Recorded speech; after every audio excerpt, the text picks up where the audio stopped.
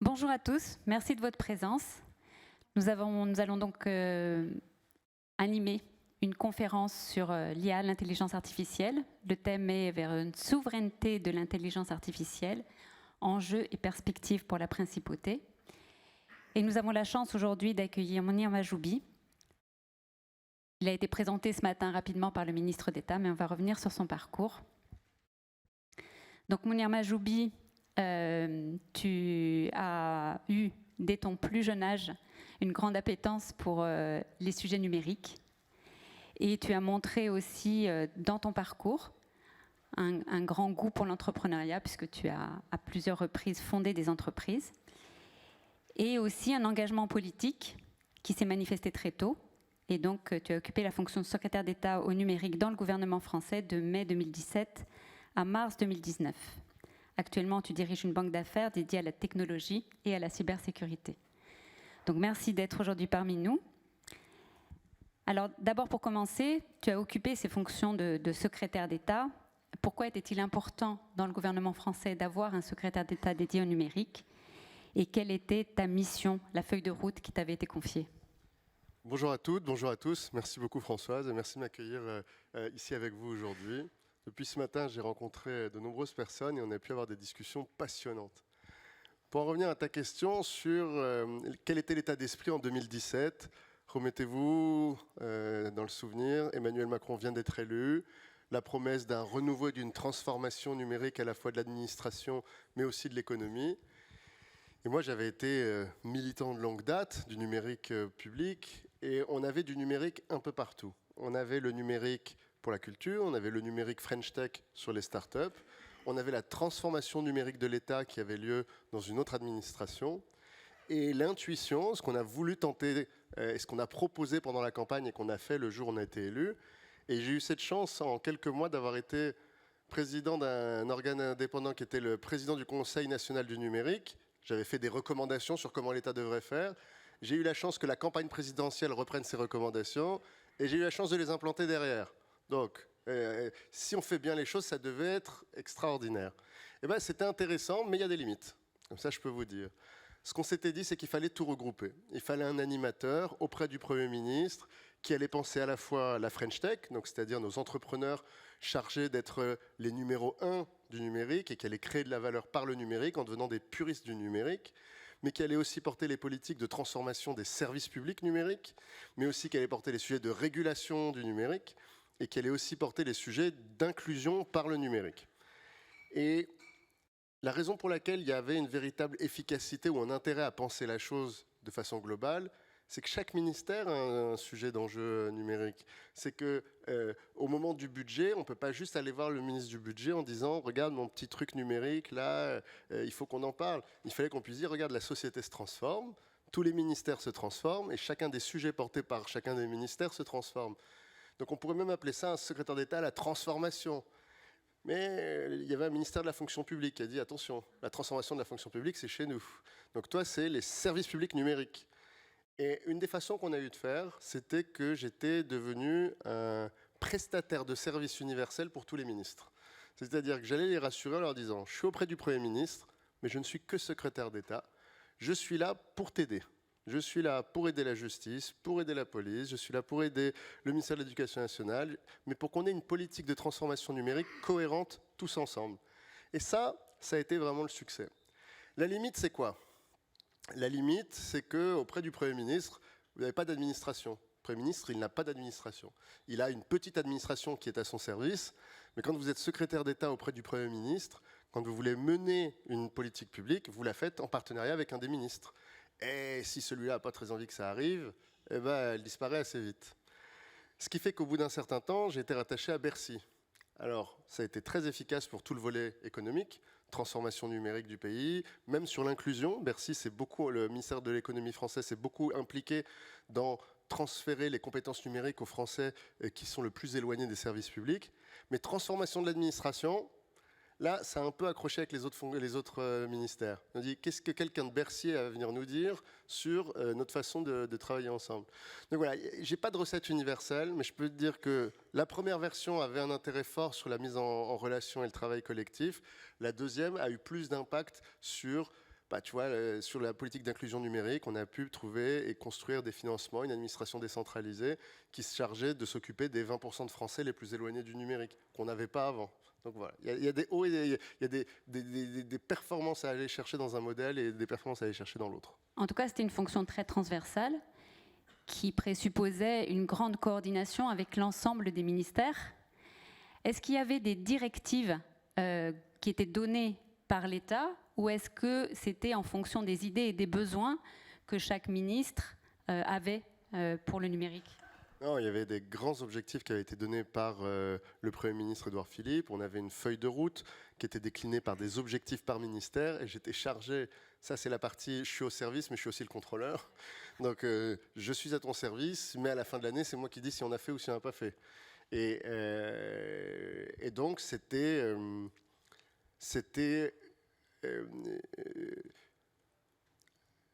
en fait c'était très dans l'idée efficace.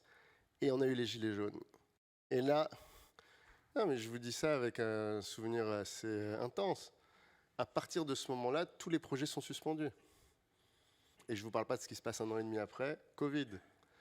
Donc la feuille de route démarrée en 2017, je pense qu'on peut retrouver le fichier, il est suspendu depuis 2019 et il n'a plus jamais été remis à jour. En fait, dans les plans stratégiques et dans la déclinaison de l'exécution des plans stratégiques, chaque nouvelle urgence ou chaque problème systémique va tout suspendre et pour y revenir, on va remettre du temps. Et là, remettre de la stratégie dans la transformation numérique de l'État, bah là, c'est ce qui est en train de revenir maintenant. Mais vous avez vu les crises que le gouvernement français a traversées depuis le Covid. On a peu de gouvernements qui ont eu le temps de mettre en place une feuille de route. Oui, alors cette stratégie numérique, justement, si difficile à appliquer dans le domaine public, est-ce qu'elle s'applique ou est-ce qu'elle a un lien aussi avec les entreprises privées ? Évidemment, souvenez-vous, on parle du gouvernement porté par Emmanuel Macron, parti politique plutôt identifié social-libéral, donc avec l'idée que l'État doit agir là où le système privé ne peut pas agir par lui-même, et où il doit agir sur le système privé quand il y a des rattrapages à faire sur l'économie, notamment dans le cadre de la concurrence internationale. Transformation numérique des PME. La France était très en retard, on avait une notation européenne qui nous plaçait 14e sur la numérisation des PME, c'est inacceptable. On a financé, accompagné, et l'État a lui-même animé des choses. Transformation numérique de nos plus grandes entreprises. Objectivement, on a un des plus beaux tissus de SN en Europe, on a des grosses entreprises très rentables. Là, ce n'était pas le rôle de l'État de dire aux grosses entreprises, numérisez-vous, c'est plutôt elles qui ont donné l'exemple. Et on a des ESN de très haut niveau qui étaient les partenaires de la transformation de ces très grandes entreprises. Sur les startups, là c'est plus compliqué, on n'avait pas une grande culture de la création de startups en France. Donc la French Tech en 2012 avec François Hollande et la French Tech boostée par Emmanuel Macron à partir de 2017, ça a été l'idée de dire on est un territoire qui doit créer de l'innovation, donc on va financer. Donc on a mis beaucoup d'argent dans la BPI pour que la BPI finance ces initiatives. On a créé beaucoup d'éléments de motivation culturelle avec beaucoup d'événements à travers le pays payés par le public pour motiver ces entrepreneurs à agir et à avancer. Mais ensuite, sur ce qui est de la transformation numérique de l'administration, là, il y a eu plein de questions. Qu'est-ce qu'on doit faire nous-mêmes? Qu'est-ce qu'on fait avec les partenaires? Qu'est-ce que déjà on faisait avec les partenaires? Qu'est-ce qu'on doit faire nous-mêmes? Quand on travaille avec les partenaires, est-ce qu'on doit travailler en mode régie et en fait ils travaillent comme si c'était nous et ils fabriquent pour nous un logiciel qu'on utilisera derrière? Ou est-ce qu'on fonctionne en service manager? Ils fabriquent, ils font et ils nous facturent tous les mois ou ils nous facturent à l'unité. Bon, bah, ces 10 dernières années, on a tout essayé. Vous avez vu les contrats que la France fait à travers le monde sur, par exemple, le traitement des visas. Là, c'est du service manager où on attribue des marchés à des prestataires qui facturent eux-mêmes le client final et conservent une partie du timbre payé pour la demande de visa et opèrent l'intégralité. Sur les logiciels, certains sont venus faire la même chose. Des grosses ESN ont dit bon, on va faire un modèle service pay-per-use, on va investir pour vous créer ce logiciel que vous souhaitez et vous allez payer à l'usage des choses. Sauf que notre administration et nos fonctionnaires ont été habitués à avoir des logiciels hyper sur mesure fabriqués par eux-mêmes pour eux-mêmes. Et donc, ces modèles-là ont été un peu plus durs à mettre en place. Il y a une évolution quand même dans l'adoption ? Oui, pour moi, il y a une super évolution dans les administrations qui avaient des équipes informatiques de haut niveau, qui étaient capables de développer leurs propres architectures et de faire venir les acteurs du privé, soit par-dessous, soit par-dessus.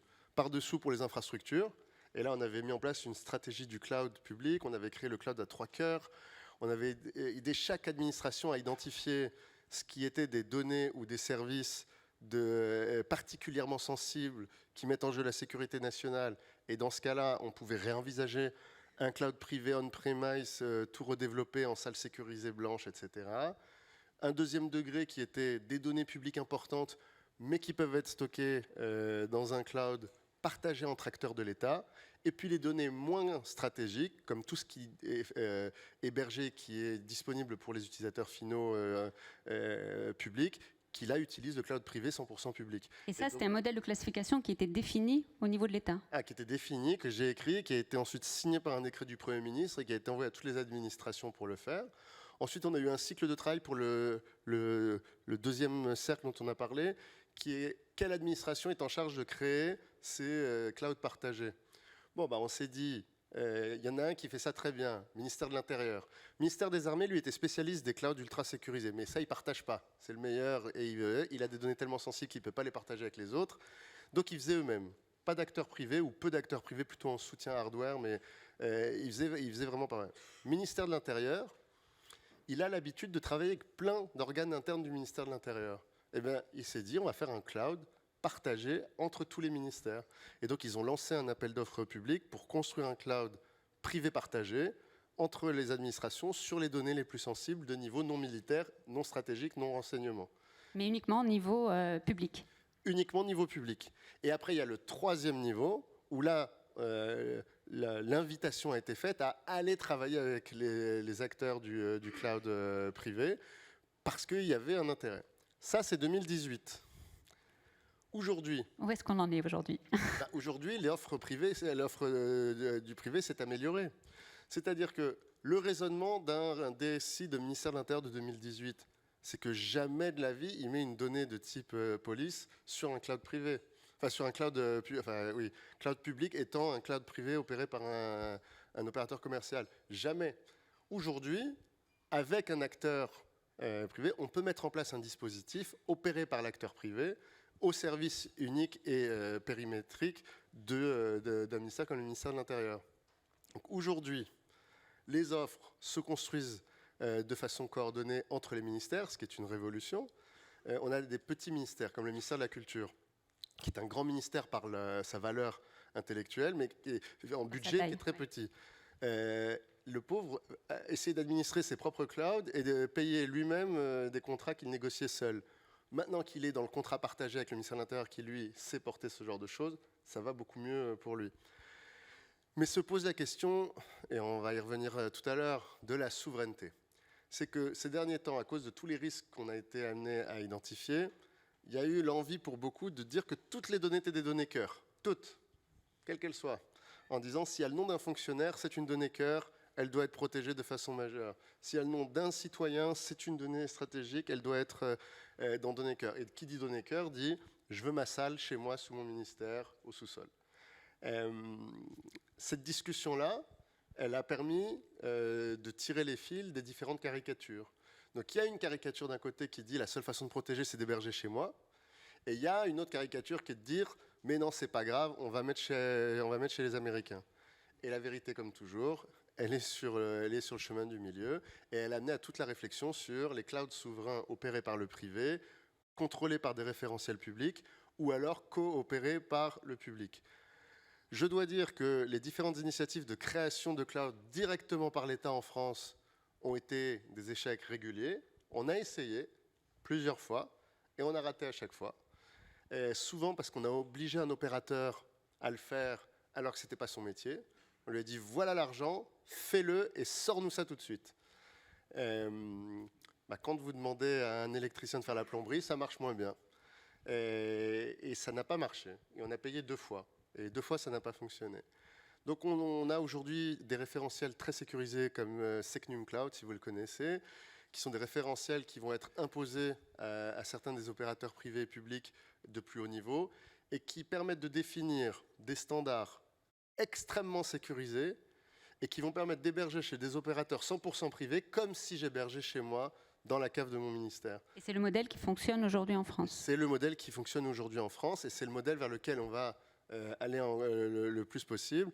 Alors je peux vous dire que ça crée des sueurs à toutes les entreprises qui deviennent Secnum Cloud malgré elles avec la nouvelle définition NIS 2, qui se disent ouais, il va falloir qu'on revoie tous nos hébergements et donc ils essayent de périmétrer leurs data parce que quand on est dans les OIV, on n'a pas 100% de ces datas qui sont des datas d'intérêt vital. Donc il faut être capable de dire non, ça c'est hors périmètre, ça c'est dans le périmètre. Mais le vrai sujet aujourd'hui, c'est à qui je fais confiance. Et ça, c'est le sujet des débats qu'on a depuis ce matin. Et si je pose la question à chacun, là, on a tous une réponse pas loin, mais pas près. Donc ça mérite encore qu'on en discute. Alors on va revenir sur ces sujets de souveraineté, mais notre cœur de sujet, c'est l'intelligence artificielle. Donc, d'après toi, quel est le niveau d'avancement aujourd'hui, le niveau de maturité de l'intelligence artificielle en France, en Europe ? Aujourd'hui, si on appelle maturité, c'est à quel point c'est en train de transformer notre économie et nos vies. Donc, si on fait à l'échelle des particuliers, est-ce que ça change la vie des particuliers ? Quand on regarde le nombre de personnes qui utilisent, la réponse c'est oui. Il n'y a jamais une technologie qui aussi rapidement est rentrée dans les familles. Si on fait par âge et par catégorie socio-professionnelle, est-ce que les enfants utilisent beaucoup ? Pas beaucoup, mais les parents aiment bien l'utiliser avec eux. Est-ce que les enfants à partir de 9 ans, c'est-à-dire des pré-ados et les ados l'utilisent ? Oui, environ plusieurs heures par semaine. Est-ce qu'ils l'utilisent mieux que leurs profs ? Environ 1000 fois mieux que leurs profs. L'année dernière, on a vécu un moment comme, si certains d'entre vous se souviennent, de 1994-95. L'arrivée de Alta Vista, des moteurs de recherche. Soit vous veniez d'une famille d'informaticiens ou d'une famille très riche et il y avait déjà l'ordinateur avec Internet, ou alors vous étiez malin et vous saviez aller à la bibliothèque ou à l'endroit où il y avait un ordinateur où on pouvait faire ça. Et j'en suis le témoin, hein, j'étais en 5e et je reviens avec un exposé de type PhD sur un petit exposé d'histoire.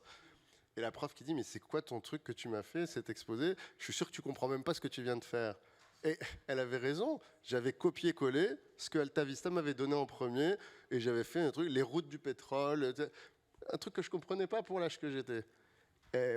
J'ai un fils de 17 ans qui a des difficultés scolaires, donc qui est dans un établissement qui l'accompagne de façon spécifique. Il y avait une petite dissertation de pas plus de 20 lignes à faire, qui était « Vous arrivez à Roland-Garros et là, la porte s'ouvre et vous découvrez la star votre star préférée. » Je vous dis qu'il a des difficultés d'écriture et dyslexique. Bam, bam, premier rebond. Je le regarde, ça y est, c'en était fait. Comment veux-tu un instant que ton prof pense que tu as écrit ça ? Et les profs, là, se sont tous pris cette vague-là, toute cette année. Là, je suis intervenant à Sciences Po à Paris. Tous les chargés de TD ont dû arrêter les devoirs à la maison, tous, pendant l'année. C'est-à-dire qu'on a découvert l'utilisation massive de ChatGPT pendant l'année, et c'était impossible de donner la moindre disserte, parce qu'elle revenait toute parfaite. Tout était bien, les plans étaient plus ou moins originaux, plus ou moins intéressants, mais il n'y avait plus d'erreurs, il n'y avait plus de retard, tout le monde rendait à l'heure, tout le monde a des bonnes notes, et donc ça ne va pas.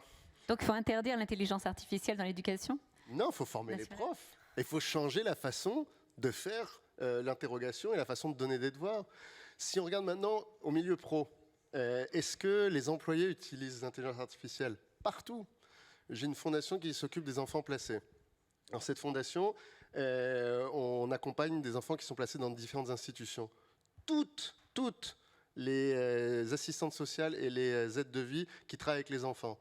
On leur demande de rédiger chaque semaine un rapport sur chaque enfant. À votre avis, qu'est-ce qu'elles utilisent depuis qu'il y a ChatGPT ? C'est fantastique, vous vous rendez compte ? Leur métier, c'est de passer du temps avec les enfants. Ce qu'eux, ils aiment et elles aiment, c'est passer du temps avec les enfants. Mais la loi les oblige à rédiger le petit rapport hebdomadaire sur la situation de l'enfant. Elle dicte toutes quelques mots comme ça, et elle dit « rédige-moi un rapport qui dit ça, ça et ça sur lui ». Et du jour au lendemain, ils se sont mis à tous envoyer des rapports qui étaient parfaits. Il y avait toujours des rapports qui reprenaient toutes les cases qu'il fallait faire et tous les éléments. Donc croire que les emplois de proximité n'utilisent pas, en fait, ils utilisent. Les gens qui ne parlent pas bien français, c'est un bonheur absolu. Sur les employés étrangers, immigrés qui maîtrisent mal l'administration, mal la relation avec les professionnels, eux, tout passe dans ChatGPT, traduis-moi, dis ça comme ça, dis en mieux que je veux récupérer ça. Tu dis, dis en mieux que je veux récupérer ce papier, chère madame. Et tu as ton document parfait qui est écrit, et le jour où tu te plantes devant, c'est sûr c'est plus dur, mais sauf que tu as pu faire des choses que tu ne faisais pas avant. La révolution pour les gens qui sont loin du langage, elle est extraordinaire. La révolution pour ceux qui doivent produire plus, elle est extraordinaire. Les métiers de la banque d'affaires et d'avocat d'affaires. C'est un métier un peu particulier où il y a besoin de beaucoup de juniors parce qu'on fait énormément de recherches sur plein de choses. Pour avoir l'air un peu intelligent, avant d'aller voir un client, il faut connaître tout d'un secteur, toutes les opérations de l'année passée, quelles ont été les tendances, quels ont été les contextes politico-économiques, etc. Généralement, c'est une semaine de travail de 1 ou 2 juniors dans l'équipe qui travaillent à faire ça. En banque d'affaires, on fait des espèces de contrats toujours de 55 pages pour parfois te dire pas grand-chose, mais avec énormément de recherches par clause dans tous les sens, etc. Aujourd'hui, vous recevez le document de 55 pages et au lieu d'avoir 2 semaines de juniors qui surlignent, identifient, posent des questions pour qu'un senior ensuite vienne répondre à ces questions, vous demandez à ChatGPT pas de réécrire le contrat, vous lui dites analyse ce contrat au regard des règles que nous t'avons apprises et identifie tous les sujets complexes qu'il faudrait que je regarde. Et ça fait un travail incroyable. Donc, à entendre tes exemples, l'intelligence artificielle a déjà envahi nos vies, mais est-ce qu'elle est un facteur d'amélioration pour les entreprises? Et la question, c'est, si on se dit qu'on est dans une courbe en J, c'est le truc des économistes, entre le moment de l'adoption et le moment où on récupère tous les externalités positives, il y a une toute petite cuvette. On est dans la cuvette. Et je pense qu'on est dans le fond de la cuvette et on va remonter. C'est-à-dire que là, on a tous dépensé beaucoup d'argent, toutes les entreprises ont mis beaucoup d'argent et personne n'a vu encore la rentabilité augmenter. Mais c'est surtout pas le moment où il faut abandonner. Parce que c'est le moment où les concurrents, eux, ayant testé, ayant compris comment ça fonctionne, ayant compris comment ils pouvaient créer de la valeur, vont commencer à surinvestir et eux vont tirer tous les bénéfices de l'investissement dans l'IA. Donc c'est surtout pas maintenant qu'il faut le faire. Et tous les articles qu'on voit, l'étude BCG qui dit plus de 95% des POC IA ont été des échecs. Bah heureusement, ça sert à ça l'époque. Ça sert à se tromper. Proof of concept, c'est-à-dire quand on fait un test. On met en place dans une boîte un POC traduction. Oui, sauf qu'en fait, on a laissé les traducteurs et on a laissé les chefs de projet tels qu'ils étaient avant, on ne change pas les process. Bon, bah, le jour où on met en place l'IA de traduction, comme on n'a rien changé par ailleurs, il n'y a pas de bénéfice immédiat. Et comme on veut tout de suite dire si c'est bien ou pas, c'est sûr que c'est moins bien la première fois que quand c'est fait par le traducteur d'habitude. Mais si le traducteur devient le Head AI Translation de la boîte, que c'est lui qui dit comment on traduit d'habitude chez nous, quelles sont nos manies de traduction, nos façons de faire, et que l'IA commence à faire ça de cette manière-là, là, il commence à y avoir des gains de productivité, on peut faire beaucoup plus de choses et aller plus loin. Les centres d'appel, là, sont dans un moment, ils sont dans la cuvette du J, sauf que les marchés ont identifié que l'IA allait transformer les centres d'appel, et donc certains vont mourir. Je ne sais pas si vous connaissez la société française Téléperformance, leader mondial des centres d'appel, et les marchés les sanctionnent tous les 6 mois en disant « vous n'investissez pas assez dans l'IA ». Téléperformance répète à chaque fois aux analystes « si, regardez, on connaît très bien ». Sauf qu'en fait, ils ne changent pas leur process interne. Donc ils disent « on en a mis, regardez, on en a mis ». Et les analystes disent « vous en avez mis, mais vous n'avez pas changé la structure de coût, vous n'avez pas changé la qualité de ce qui est produit ». Sauf que là, rien que cette semaine, en qualité de text-to-voice et de voice-to-text, on a passé un nouveau cap en termes de qualité. C'est-à-dire que les algos d'il y a 6 semaines, pas d'il y a 6 mois, d'il y a 6 semaines, sont moins bons que ceux qui arrivent là. Et on aura encore des mises à jour dans les 6 prochaines semaines qui font qu'on arrive à faire des choses extraordinaires sur la qualité de la reconnaissance. Alors, la technologie avance très très vite. Pour les entreprises justement qui se posent encore les questions et qui ne savent pas comment s'y prendre pour introduire l'IA dans leur activité, pour avoir de vrais bénéfices, quelles sont les bonnes pratiques? La première pratique, c'est que le board le décide. Le board doit se réunir et dire « on a compris qu'il y avait un sujet IA, donc on y va ». Là, c'est numéro 1. S'il n'y a pas le board, il n'y a pas d'IA. Ensuite, il faut faire l'adoption généralisée et développer la maîtrise.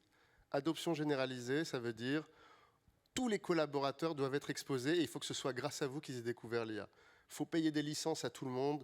Utilisez Mistral le français, s'il vous plaît, ou ChatGPT ou Anthropic, choisissez. Hein. Mais il faut que tout le monde ait saisi de quoi on parle. Ça fait de la traduction, ça fait des résumés, ça permet de traiter des données complexes. Ça, c'est le niveau 0. Mais ça, il faut que tout le monde l'ait fait dans la boîte. Et là, le temps d'urgence, c'est dans les 3 prochains mois, il faut que tout le monde dans la société l'ait fait. La stratégie à 6 mois à 1 an.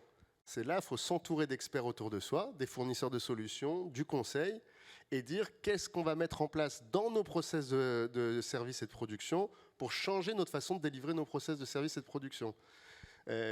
Mon métier, c'est de faire du planning urbain.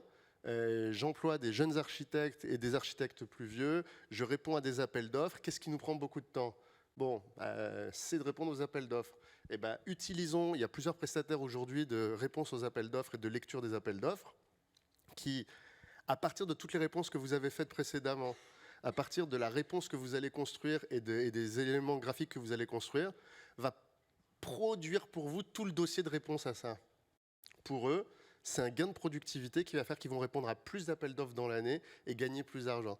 Ça, c'est le case pour une boîte de planning urbain. Une boîte de BTP va avoir d'autres cases à faire. Et si on fait tous ces cas-là, en 6-12 mois, on va comprendre quelque chose sur comment on utilise l'IA au quotidien dans notre transformation. Mais l'étape d'après, c'est de devenir vraiment master, maître du sujet, et c'est quel nouveau produit ou service je vais être capable de construire. Mais pour les 3 points, le grand sujet, c'est pour ça que cette journée est importante et que je viens dire ça à cette journée, il faut être entouré. C'est-à-dire qu'il faut trouver les bons prestataires, les bons offreurs, et si votre offreur, on a parlé avec quelques-uns aujourd'hui, d'offreurs logiciels qui vous enferment dans leur case, d'offreurs logiciels qui vous imposent d'utiliser leur IA ou leur cloud, qui vous interdisent la portabilité ou vous interdisent le stockage libre ailleurs que là où eux, ils le décident. Bon, bah, ceux-là, ils vous empêchent de faire une stratégie long terme IA. Donc ceux-là, il faut s'en séparer. Par contre, ceux qui vous aident à construire une stratégie plus libre, où vous décidez de ce qui va se passer, où vous pouvez réutiliser, reprendre vos propres données à vous pour les mettre dans d'autres outils. Vous savez, il y a des entreprises aujourd'hui qui ont des ERP, donc des logiciels de gestion globale qui les aident à faire quasiment tous les actes du quotidien de leur entreprise, dont ils ne peuvent pas extraire des historiques. Vous ne pouvez pas aller les voir en disant « je voudrais les 6 ans d'historique de toutes les actions de mes collaborateurs pour qu'on puisse identifier des patterns et faire de... » Et beaucoup d'entre eux vont vous dire « mais ce n'est pas du tout dans la licence, moi je n'ai pas 6 ans de ces données-là à vous donner, il n'y a pas du tout ça dans votre histoire. » Et donc tous ces sujets de où sont mes données, avec qui je veux le faire, c'est le sujet prioritaire du... Oui, alors justement, on sait que la base, le fondement, la matière première de l'IA, ce sont les données. Beaucoup ont compris cette importance et beaucoup d'entreprises travaillent justement sur des data lakes, sur la réunion d'un certain nombre de données. Est-ce que c'est une bonne stratégie et comment on fait pour que ça ait une efficacité vis-à-vis de l'IA ? Ça a une efficacité avec l'IA si l'IA a une efficacité dans soit mes process existants, soit dans la création de nouveaux services et produits. Si ça n'améliore pas ce que je fais déjà et si ça ne me crée pas des nouvelles sources de revenus, ça ne rapporte rien. C'est joli, c'est sympathique, mais ça ne va pas m'aider. Donc il faut s'assurer que les données que je collecte, que je conserve, que je valorise, que je qualifie, et qu'ensuite je réinjecte et je réutilise avec des IA pour créer des nouveaux usages, elles me permettent de faire plus rapidement mon métier et de faire un nouveau métier à côté. Et parfois, le nouveau métier, c'est celui qui remplace mon métier d'aujourd'hui. C'est possible que mon propre métier disparaisse à cause de l'IA. Il y a une entreprise que je connais particulièrement bien, dont le métier était d'avoir plein d'agents qui devaient identifier des faux produits sur les plateformes. Aujourd'hui, l'IA fait ça mieux et plus rapidement que des vrais gens pour identifier les faux produits. Eh bien, eux ont investi très fort dans la technologie pour identifier ces IA qui permettent l'identification automatisée, mais ils ont développé leur gamme de services et tous leurs agents, ils les utilisent aujourd'hui pour faire un package auprès de leurs clients finaux qui est on identifie et ensuite on a un agent humain qui va déposer la plainte juridique dans le pays et faire le suivi administratif avec le pays donné pour le retrait de tel élément, tel élément, tel élément. Donc ils ont déplacé un métier à faible compétence vers un métier avec plus de compétences. L'Oréal a fait un cas très intéressant. L'introduction de l'IA dans les entrepôts. L'Oréal a investi plusieurs centaines de millions d'euros sur les prochaines années pour automatiser tous les entrepôts. Ça met fin au métier de cariste. Il y a un métier qui était de soulever les palettes, de les emmener. Tous les nouveaux entrepôts n'auront plus besoin de caristes. L'Oréal est extrêmement rentable, en croissance. Donc il était hors de question pour eux de dire on fait un plan massif de licenciement des caristes dans le monde. Ils ont fait un plan massif de requalification des caristes en se donnant 5 ans, puisqu'ils l'avaient fait à l'avance. Et ils ont permis à tous les caristes de prendre jusqu'à 2 ans de congé formation pour se préparer à un nouveau métier et s'ouvrir à de nouvelles capacités. Ça, c'est possible quand vous êtes numéro 1 mondial avec de très grosses valeurs ajoutées et que vous avez trouvé une technologie qui va vous faire gagner encore plus d'argent. Et donc eux ont dit on va consacrer une partie de cette valeur ajoutée à former les personnes et à préparer leur retrait de cette fonction qui va disparaître. Alors justement, quels sont les risques ou les travers de l'IA et comment s'en prémunir? Le premier risque qu'on a tous vu, c'est que l'IA dise n'importe quoi et qu'on prenne ça au premier degré. Mais je vais vous dire un secret terrible, les humains disent aussi souvent n'importe quoi et on prend souvent ça au premier degré. Et donc, parfois l'IA hallucine juridiquement, mais je pense que vous avez tous connu des avocats qui disaient parfois des choses un peu à côté. Ça arrive. Le droit, ça s'interprète. Donc, oui, l'IA peut dire des choses qui ne sont pas réelles, elle peut inventer des choses, mais c'est de moins en moins vrai. 2, aujourd'hui, si vous travaillez avec le droit, par exemple, je vous conseillerais d'avoir un système à double agent, avec un agent qui produit et puis un agent qui contrôle de façon systématique tous les raisonnements et toutes les références pour ensuite être capable de les bibliographier et de vérifier chacune des références. Si on regarde dans le sujet médical, la médecine est une science, elle est un art pratique et elle est basée sur des faits. Aujourd'hui, ce qui est mal fait par l'IA, c'est la partie art, c'est-à-dire le moment où on doit combiner les faits, la connaissance et le patient devant soi et les autres éléments périphériques au patient. Il y a des décisions qui peuvent être prises en fonction de l'âge, de la santé, du tonus, de la capacité de la personne à résister ou à accepter ou à avancer, ou du contexte familial ou de la capacité à s'isoler. Et ça, l'IA, elle ne l'intègre pas. Elle pourrait en fait si on lui donne, mais c'est des choses que le médecin récupère. Mais aujourd'hui, sur la médecine, il y a peu de gens qui vous disent qu'il faut freiner. Tout le monde dit, même s'il y a des erreurs, aujourd'hui on ne guérit pas tous les cancers, donc on voudrait qu'il y aille sur tous les cancers qu'on ne sait pas guérir, et y compris ceux qu'on sait guérir pour les guérir mieux. Donc, sur ces sujets, il faut avoir peur, mais en même temps, il y a plus de bénéfices à y croire que pas y croire. Donc là, il faut y aller. Décision administrative et justice. Est-ce qu'on veut faire confiance à une IA? Absolument pas. Donc, là, il y a des sujets où on se dit on n'est pas encore à un niveau de maturité technologique et sociale pour l'accepter. Et ensuite, il y a le danger final, celui où l'IA nous remplace. C'est le fantasme qui fait peur encore à beaucoup de personnes, dans les entreprises surtout. Qu'est-ce qui se passe si elle détruit certains jobs? Internet a détruit beaucoup de jobs. L'électricité a détruit beaucoup de jobs. L'IA, elle va détruire, transformer certains jobs, mais créer des choses très belles. Si on prend l'exemple que j'ai pris tout à l'heure des traducteurs, aujourd'hui, les freelances en traduction vivent un drame total. Ils n'ont plus aucune mission. C'est un boulot très largement fait en freelance, peu fait en tant que salarié. Il y a déjà eu des passages. Mais la réalité, c'est qu'on ne passe pas de 100 à 0. Si vous avez essayé de traduire des documents, ça fait 20 ans qu'on a des logiciels de traduction qui sont nés, de plus ou moins bonne qualité, puis on s'est mis à utiliser des logiciels en ligne, on a utilisé DeepL, et aujourd'hui il y a ChatGPT qui est généralisé. Maintenant on arrive à faire de la traduction simultanée, d'ailleurs on aurait pu traduire simultanément la conférence en multilingue si on avait souhaité. Ce métier-là, il disparaît. Mais on parle de gens qui parlent plusieurs langues, qui sont surdiplômés, et qu'il faudrait aider à se transformer et à trouver un nouveau métier. Mais ces gens-là pourraient être d'excellents chefs de projet en entreprise. Et nos entreprises en manquent beaucoup, de chefs de projet. Des gens qui sont capables de prendre un texte, le transformer, de respecter un process de travail. Moi, je peux en recruter là. Donc, la peur finale de le robot assisté par l'IA qui remplace tous les ouvriers, tous les employés et qui remplace tous les cols blancs, ça peut peut-être arriver. Un monde où il n'y aurait pas assez de travail pour tous, ça peut peut-être arriver. Mais alors, si ce monde-là, il arrive, ça veut dire qu'on fait des valeurs ajoutées incroyables avec la technologie. Donc, il y aura plein d'argent à se partager. Donc, là, on pourra... Moi, j'ai toujours refusé dans le débat politique en France, ceux qui nous obligent à avoir ce débat-là, qui aura peut-être lieu dans 10 ans, dans 15 ans, dans 20 ans, pour en parler tout de suite, la fameuse taxe robot.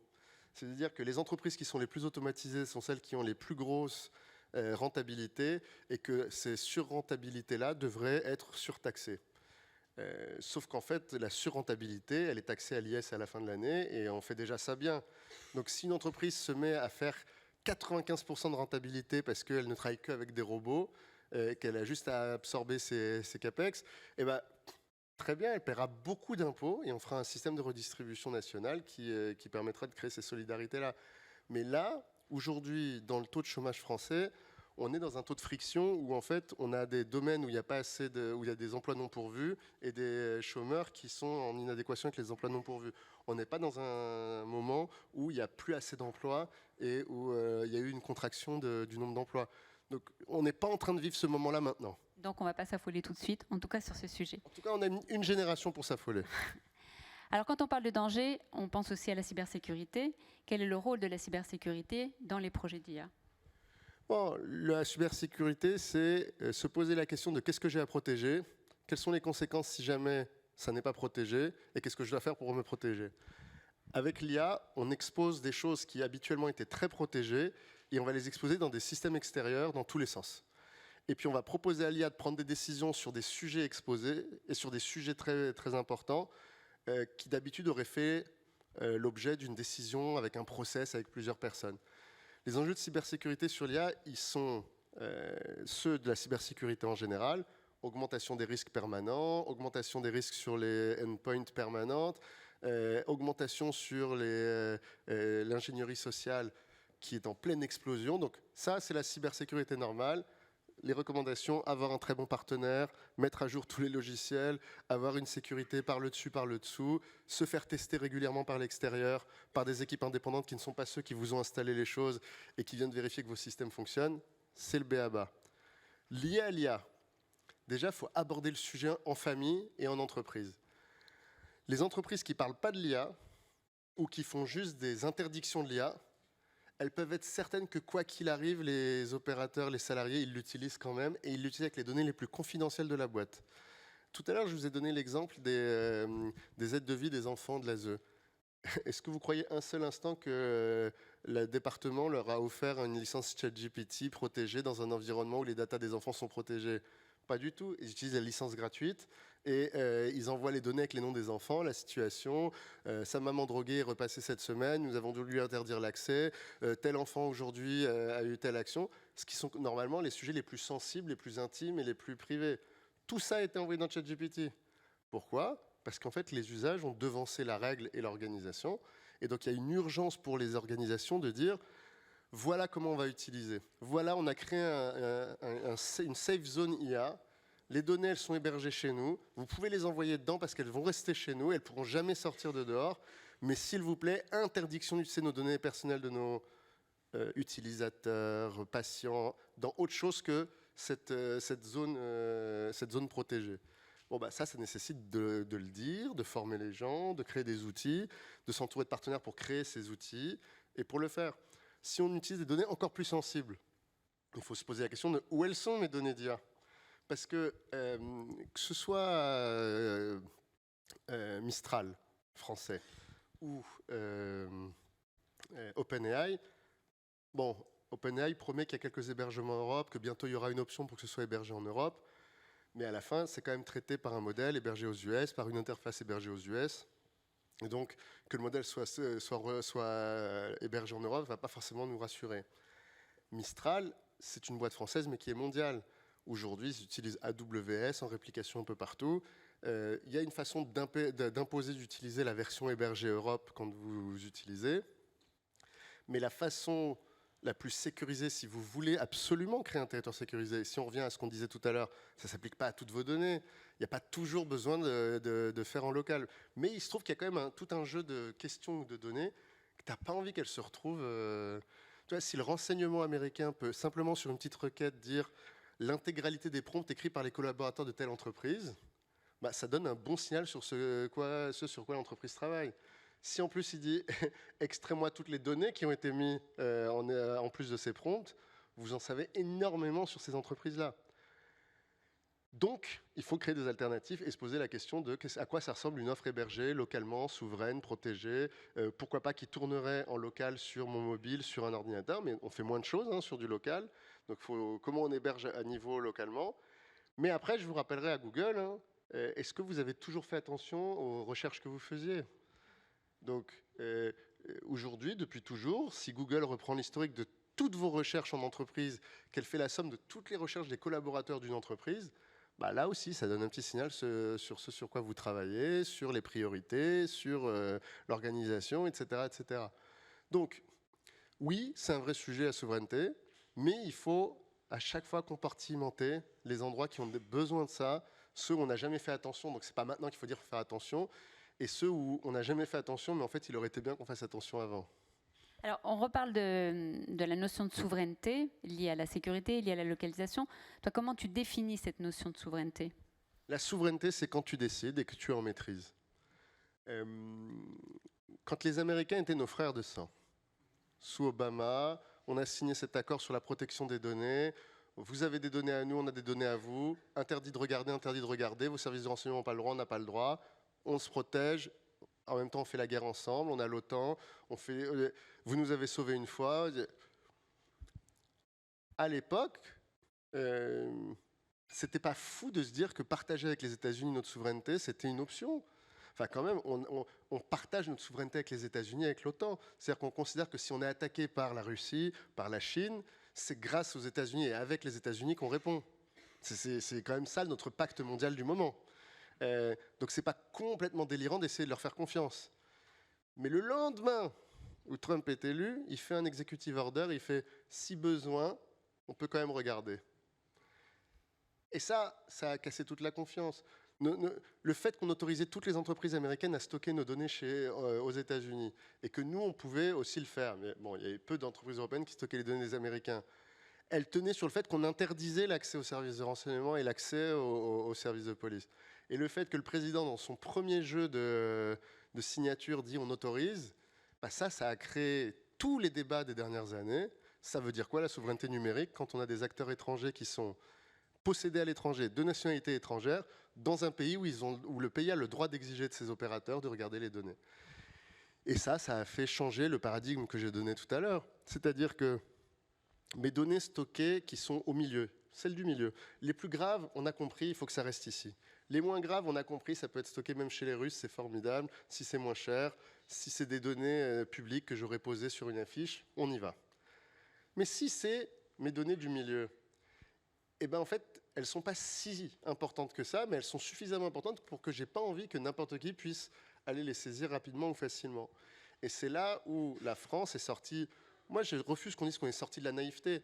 À l'époque où on a fait ces choix d'ouverture et de travail avec ces acteurs américains, je répète que c'est quand même le pays avec qui nous avons un pacte de protection à vie, à la mort, en cas de guerre.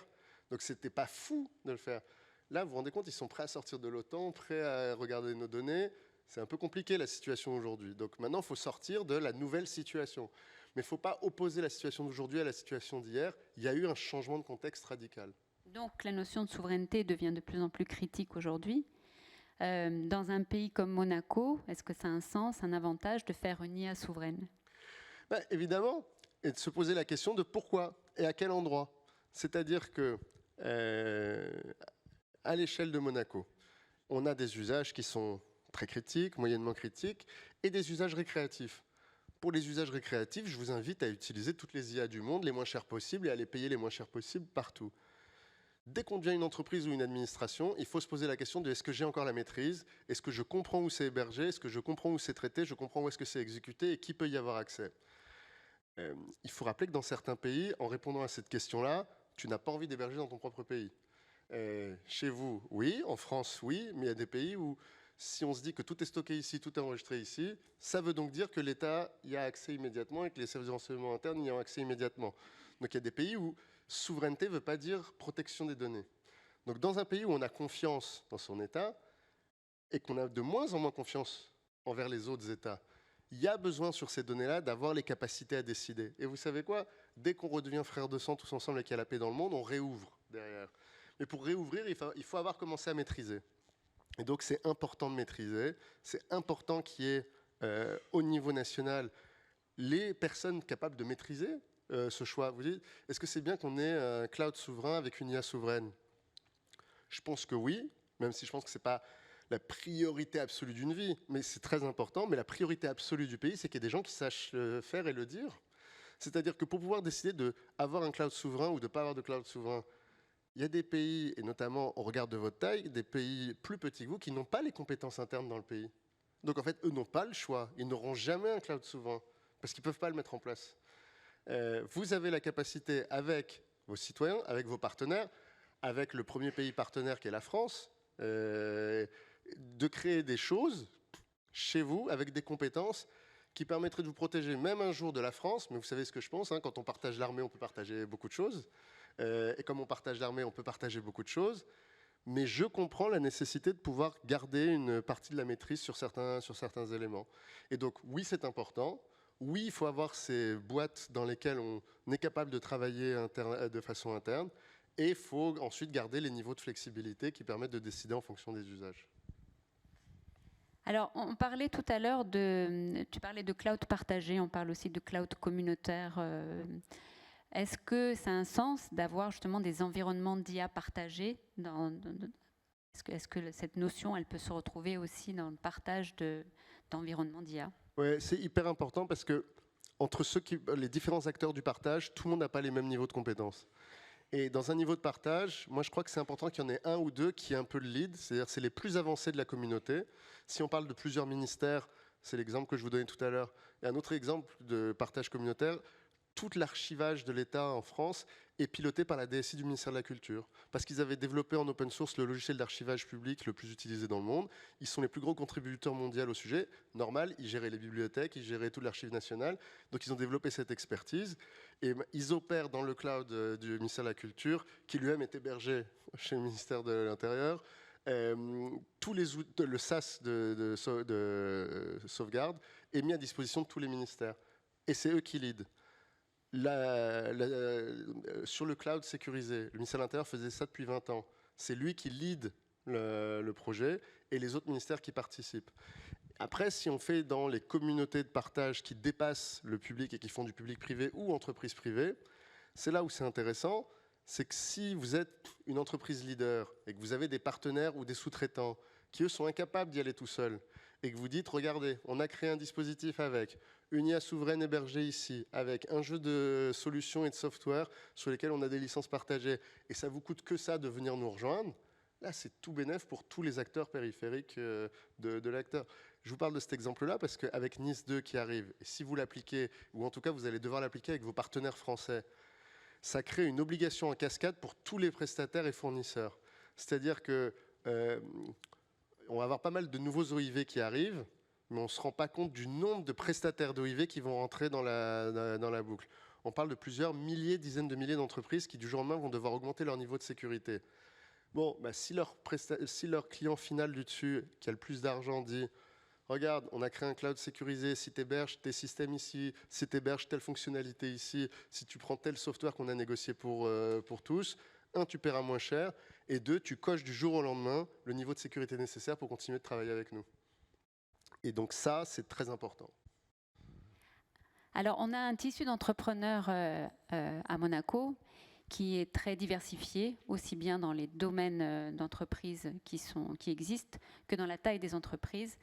Est-ce que tu aurais 2 ou 3 conseils communs à donner à tout le monde ou en fonction de certains critères? Le premier, plonger. C'est-à-dire il faut absolument que tous les collaborateurs de tous les niveaux, avec ou sans diplôme, qui parlent bien ou pas bien français ou anglais, aient testé l'IA générative. Qu'il l'ait à disposition, mise à disposition par la société, pour leurs usages récréatifs, pour leurs usages professionnels, pour envoyer un email en anglais s'ils ne sont pas particulièrement fluides avec l'anglais, ça va révolutionner aussi la perception de votre entreprise à l'extérieur. Mais il faut vraiment que tout le monde ait cet usage de base dans l'entreprise le plus vite possible. Dans les 3 prochains mois, il faut que tout le monde ait cet usage-là. Mais dans un environnement que vous avez choisi. Ce n'est pas de dire vous faites ça où vous voulez. Si ça utilise les données personnelles ou les données professionnelles, il faut dire on utilise dans tel contexte. Si ce n'est pas trop grave, payez des licences Mistral ou ChatGPT à tout le monde. Ça, c'est le 1. Le 2, dans l'année, identifiez 1 ou 2 process de travail existants, qui est celui qui vous embête le plus, celui qui est le plus lourd. Là, je vous ai fait l'exemple des entreprises de planning urbain, d'architecture. Eux, ce qu'ils aiment, c'est faire des plans et inventer des projets et décrire des projets, pas de répondre à des dossiers d'appel d'offres qui font près de 200 pages avec des catégories très complexes à remplir. Eux, ça, c'est leur super case à eux. Le centre d'appel, le sujet aujourd'hui, c'est la queue d'attente des appels entrants. Comment on traite ces appels entrants pour que les humains puissent répondre dans le temps. Bon, bah, eux, c'est sur ça qu'il faut qu'ils arrivent à traiter. Comment on met en attente de façon intelligente avec des IA qui commencent à répondre pour le faire. Une entreprise de BTP, elle va trouver d'autres cas d'usage. Aujourd'hui, beaucoup des artisans du BTP. Voilà, ça c'est un exemple qu'on avait fait avec le syndicat des PME d'Île-de-France. C'est les appels entrants commerciaux. C'est pour les artisans, le fait de recevoir un appel d'un prospect. Les artisans n'ont pas de secrétariat, ils sont sur les chantiers. Donc ils rappellent dans la semaine quand ils peuvent. Aujourd'hui, ils se font bouffer par toutes les startups et par toutes les grosses boîtes qui ont un centre d'appel, qui récupèrent les prospects et qui s'en occupent bien. Eux, premier outil qu'il faut mettre en place, un outil de réception des demandes qui transforme, qui anime la relation commerciale et qui les aide sur ces sujets-là. Toutes les entreprises, quelles que soient leurs activités, il y a un cas business qui est intéressant à suivre. Et après, et là c'est plutôt pour les boîtes plus grosses, qu'est-ce que vous pouvez inventer de nouveau ? C'est quoi le nouveau service ? C'est quoi le nouveau produit ? C'est quoi la chose que l'IA pourrait vous aider à révolutionner ? Il y a forcément des choses nouvelles que vous pouvez être amené à faire. Et ça nécessite de recruter des personnes de haut niveau, ça nécessite de recruter et de former ces gens en interne, ça nécessite de prendre des risques, ça nécessite de parler avec ses actionnaires, peut-être parce qu'il va falloir un peu d'argent complémentaire pour faire les choses. Mais ce qui est vraiment fort et nouveau, c'est de faire des choses nouvelles. Et pour faire ces 3 actions-là, mon conseil majeur, s'entourer, s'entourer, s'entourer. Si vous êtes très petit, prenez un freelance, quelques heures, quelques jours. Si vous êtes moyen, prenez une ESN qui vous accompagne. Si vous voulez faire des projets à plus grande envergure, trouvez un offreur qui vous fait du service, du conseil, de l'hébergement et des éléments. Mais à toutes les tailles, en fait, il y a un partenaire qu'on peut trouver au bon prix et qui permet d'avancer ensemble vers l'assimilation, la maîtrise ou l'expertise. Merci Mounir. Alors avant de continuer, on va peut-être prendre quelques questions dans la salle, s'il y en a, avant d'arriver à d'autres exemples ou d'autres recommandations. Alors, attends, on va essayer d'avoir un micro, peut-être. Est-ce que chacun peut donner son nom, son entreprise d'appartenance ? Merci. Bonjour, moi je suis Alexis Bonis, je suis directeur recherche et développement chez Monaco Cloud. Tous ces sujets d'IA, moi, me rappellent profondément, même encore plus fort, ce qu'on a connu à l'époque de la bulle Internet. C'est un peu la ruée vers l'or, c'est très très foisonnant. Là, dans un contexte monégasque où on n'est pas une nation avec une centaine de millions de personnes, ce qui ne serait pas pertinent, un moment, justement pour éviter de partir dans tous les sens, d'essayer de s'organiser. Vous le disiez vous-même, il y a des sociétés qui prennent un peu le lead. Alors, il y a pas mal de secteurs. Est-ce que ça ne vaudrait pas le coup dès que l'État monégasque ou qu'il y ait des entités qui se rapprochent pour essayer de cadrer tout ça, justement, pour éviter qu'il y ait trop de déçus? Parce que c'est un des risques que moi, j'identifie. Il y a quand même peut-être des startups qui se créent, mais est-ce qu'elles vont toutes pouvoir exister de manière pérenne dans les années à venir? Avoir un organe de conseil Par exemple, un organe de conseil ou une entité d'expertise ou de personnes qui comprennent bien la stratégie, comme vous, qui pourraient conseiller, accompagner, mais au niveau étatique ou peut-être transverse. Voilà, je sais pas, c'est moins mon domaine d'expertise là-dessus. Non, il y a plusieurs questions ou plusieurs cas d'application à votre question. Sur les infrastructures d'urgence nécessaires à l'ère de l'IA. En France, il se pose la question aujourd'hui de l'accès aux puces. On ne sait pas qui va les utiliser, on ne sait pas qui va les acheter, mais est-ce qu'il n'est pas du rôle de l'État de sécuriser notre capacité par les relations diplomatiques et économiques, le fait que, quel que soit l'acteur final français, la France puisse acquérir des puces de calcul IA. Il y a une très grosse tension de marché aujourd'hui. Il ne suffit pas de commander chez Nvidia. Aujourd'hui, il y a une liste d'attente de 2 ans pour les puces les plus intenses. Il n'y a pas de concurrence. On est dans un secteur qui consomme plus que ce qu'il produit. Et avec des acteurs américains qui mettent un prix fou. Meta surpaye les puces pour être le premier à être dans le top de la liste. OpenAI paye encore plus que Meta pour avoir la prochaine livraison. Et on a derrière Mistral qui a levé beaucoup d'argent récemment pour pouvoir faire des grosses commandes de puces et espérer être dedans. Mais comme ils ont pris Nvidia au capital, ils espèrent que ça va les remettre un peu plus en avance. Ça, c'est un sujet stratégique d'accès aux ressources. 2, les LLM. Ça, c'est un sujet d'État. C'est pour ça que la France a décidé de soutenir officiellement Mistral. C'est pour ça que l'Europe devrait soutenir officiellement Mistral. Il y a besoin qu'il y ait quelques modèles qui soient développés géographiquement pas trop loin de nous. On ne peut pas avoir que des modèles russes, des modèles chinois et des modèles américains. On a besoin que l'Europe produise des modèles. Donc là, il faut que l'État dise « je paye, je soutiens, on avance ». Sur le sujet des clouds, locaux et de l'offre telle qu'elle est proposée. Là, il y a tout eu. Est-ce que l'État doit intervenir pour intervenir? C'est simple. Si ça tourne, l'État ne doit pas intervenir. S'il n'y a pas, c'est qu'il y a un problème. Donc ça veut dire que l'État doit intervenir. Et là, il faut trouver le chemin. Et donc, je vois, vous m'avez exposé ce matin le modèle qui est le vôtre. Moi, je le trouve plus équilibré que les erreurs qu'on a faites en France précédemment. Je ne suis pas sûr des nouvelles versions françaises qu'on vient d'avoir, des partenariats avec les Américains. Je ne sais pas si vous avez vu, nos nouveaux clouds souverains sont des clouds souverains portés par Google et portés par Amazon, mais qui sont ensuite nettoyés et protégés par des opérateurs et des ESN françaises ou des entreprises françaises intermédiaires. Je ne sais pas si ça résout l'inquiétude qu'on avait tout à l'heure de dire, pour certains usages, on veut absolument sécuriser. Est-ce que ça sécurise de faire ça de cette manière? Peut-être ou pas. En tout cas, ils auront du mal à obtenir certains tampons qui leur permettront de faire certains usages. Et ensuite, ça amène à une autre question qui est comment on définit ses priorités? Eh ben, il faut faire parler tout le monde. Et c'est la politique, et c'est ça qui est beau et qui est compliqué. C'est qu'il faut écouter tous les entrepreneurs, mais il faut aussi écouter tous les citoyens et leurs représentants politiques, les représentants des forces sociales, des syndicats de salariés, les syndicats d'entrepreneurs. Et être capable de définir quelles sont les priorités, les retards du pays et comment on doit prioriser certains endroits. Et moi, j'ai eu la chance d'être dans le Conseil national du numérique qu'on avait créé en France à l'époque, qui vient d'être renommé Conseil national de l'IA.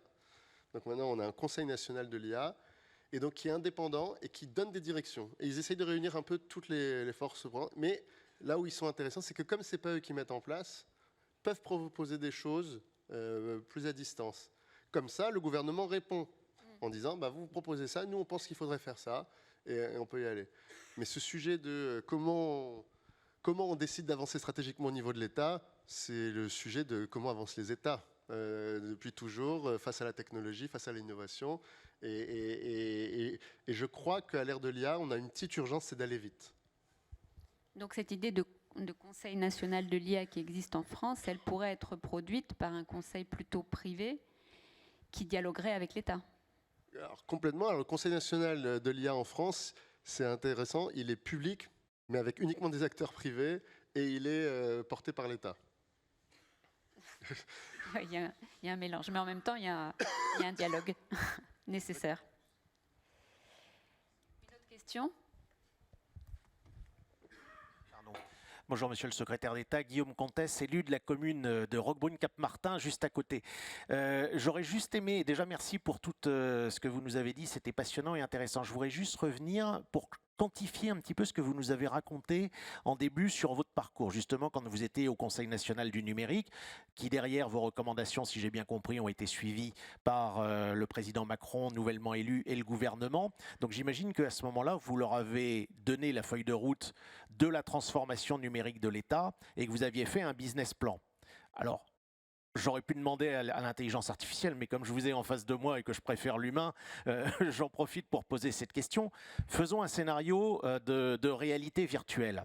Dans l'hypothèse où vous n'auriez pas rencontré dans votre plan que vous mettiez en application le Covid, les gilets jaunes, dans cet ordre-là, d'ailleurs les gilets jaunes, le Covid, et peut-être d'ailleurs le pire dans tout ça pour votre plan, qui était l'état profond, à combien s'élevait au départ, sur votre feuille de route, le montant d'investissement pour cette transformation numérique de l'État, et je pense que vous aviez dans votre business plan aussi ce que ça rapporterait derrière une fois que tout ça aurait été mis en place.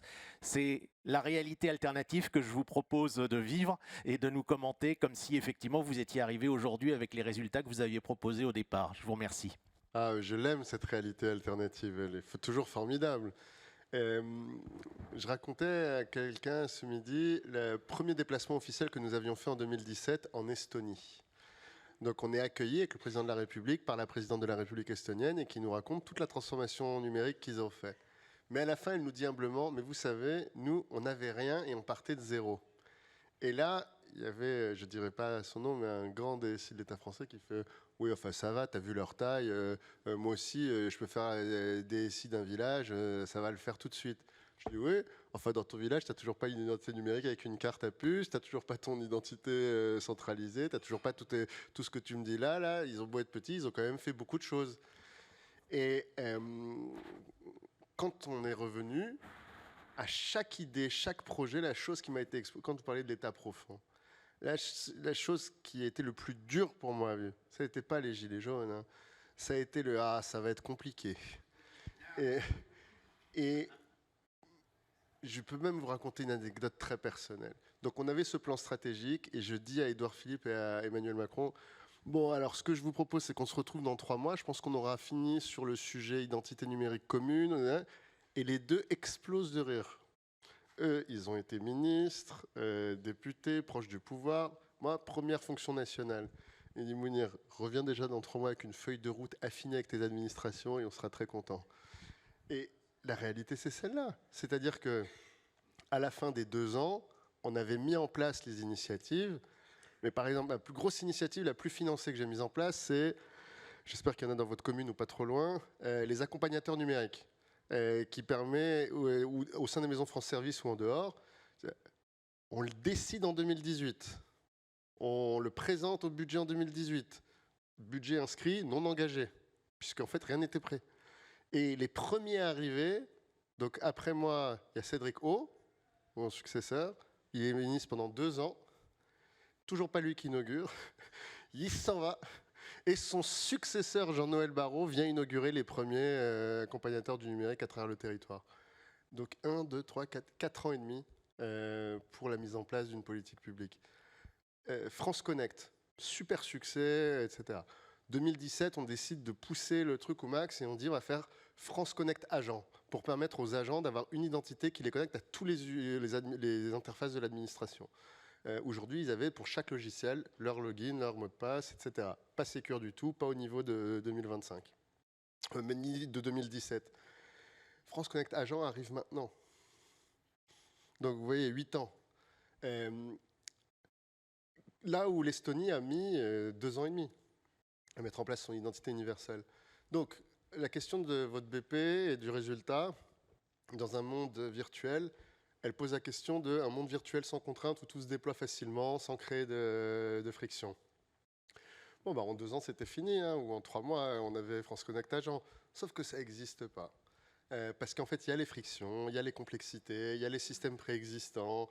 L'administration fiscale avait mis en place une nouvelle identité pour ses agents à travers tout le territoire. Et on lui dit, alors qu'il a mis 3 ans à déployer ça, au fait, on va travailler ensemble à France Connect Agent. Tu vas voir, c'est génial, c'est une identité qu'on pourrait, il fait, oui, qu'on pourrait déployer dans tout le territoire, qui permettrait, il fait, on vient de faire, prenez notre truc. Sauf qu'en fait, il l'avait fait en régie avec un autre prestataire. Donc, en fait, il y a plein de bonnes raisons pour lesquelles tout prend 8 ans. Et la question, c'est comment on fait pour que les bonnes raisons, elles fassent que ça prend moins de temps. Et là, par exemple, sur l'IA à l'école, si on avait fait un plan IA à l'école, on aurait mis 5 ans. Mais comme les jeunes nous empêchent de faire l'école comme avant, eh ben, on est obligé de faire un plan IA en urgence cette année. Et tous les profs vont être formés à distance, en self-service, là, aujourd'hui, à partir de maintenant. Ils auront tous accès à un abonnement Le Chat Mistral. Mais pas de formation physique. Pour faire une formation physique de tous les profs de France, c'est 3 ans. Et il faut voter un budget, il faut libérer des heures dans l'agenda. Donc ça veut dire qu'il faut recruter des nouveaux profs pour pouvoir libérer les heures qui ont été faites sur ces profs-là. Donc heureusement, parfois, les élèves nous obligent à changer la façon de faire. Et donc, une des leçons de comment on peut faire pour aller plus vite, moi, je dirais, il faut arriver. C'était la stratégie France Connect. On arrive par le dessus et par le dessous avec un outil qui vient se mettre au service des autres sans les remplacer. Et en fait, France Connect, la façon pour laquelle tous les Français se sont mis à l'utiliser malgré eux, et que toutes les administrations étaient obligées de l'accepter malgré elles aussi, c'est qu'il ne venait pas remplacer ce qu'ils faisaient. La sécurité sociale avait son super connecteur. On lui a juste dit, il est génial ton connecteur, tu mets juste France Connect en dessous et tu laisses rentrer les citoyens avec. L'administration fiscale dont je vous ai parlé, ils ont le site préféré des Français. C'est quand même bizarre, mais tout le monde adore le site des impôts. C'est objectivement le meilleur. On a le plus beau site des impôts du monde. Il est efficace. Si vous posez une question, il y a une réponse en 48 heures. S'il y a un bug sur un de vos trucs, vous le signalez, vous avez une réponse qui vous est faite. Vous voulez poser une question fiscale, vous avez une réponse du fiscaliste public qui vous est donnée dans l'interface. Vraiment, c'est formidable. Et il dit, et en plus, il te montre le score. Il dit, regarde, j'ai le meilleur score. Pourquoi est-ce que tu veux que je change? Ne change pas, rajoute ce bouton. Et donc, une fois que ce bouton est partout, bah, tout le monde veut l'utiliser. Et là, on peut aller plus loin sur le sujet. Tout à l'heure, on parlait il y a eu une enquête sénatoriale sur le Health Data Hub. On a lancé en 2018 le meilleur système pour tirer de la valeur sur toutes les données de santé du pays. Bon, on est en 2025, aucun des hôpitaux du pays n'a mis une seule donnée dedans. Personne ne veut mettre ces données dedans. Parce que on est arrivé, je prends un peu ma part, hein, on n'est pas arrivé en disant regarde c'est facultatif, regarde c'est génial, tu vas tirer de la valeur et on va tout partager à la fin. On a dit c'est ici, tu mets, sinon tu vas voir. Et ben tous les hôpitaux disent on va voir. Et on n'a toujours pas de données dedans. Et alors ça a donné une enquête sénatoriale un peu désagréable parce qu'il se trouve que le appel d'offres a finalement attribué ça à Azure. Donc on a dit mais c'est une catastrophe, on a mis des données de santé dans Azure. Mais la blague, c'était de rassurer tout le monde en disant mais vous inquiétez pas, il y a bien Azure mais il n'y a pas de données dedans. Donc voilà la fin de l'histoire de ce sujet. Donc voilà, j'ai pas de réponse de combien ça aurait rapporté, mais dans les plans, on avait un plan France 2024 qui était un 2028, 2020, je sais plus comment il s'appelait. Si, c'était France 2028, on se donnait 10 ans. C'était 2018-2028, et c'était les 10 ans de la transformation. Et en un an, il y a eu les Gilets jaunes, et le plan a été enterré. La Commission nationale France 2028 a été enterrée, et on a arrêté ce plan.